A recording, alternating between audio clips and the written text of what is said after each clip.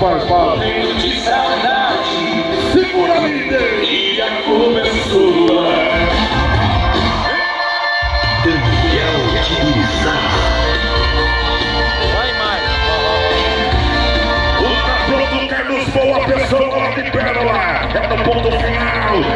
Se preparando, levando, ajeitando a retina com lava, flagrando cada instante, fotografando, lá ajeitando. Do outro lado, a expectativa dele sentando no boi pra levar. Tô no ponto final. Tô na ST pra ele, sonorizando o líder. Termina a raça do trem aí.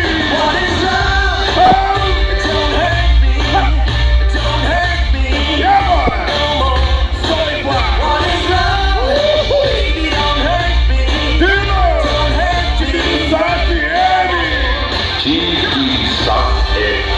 Abriu a porteira pra ele, pulou no ar, instalou o boi duro pra ele, ai, ai,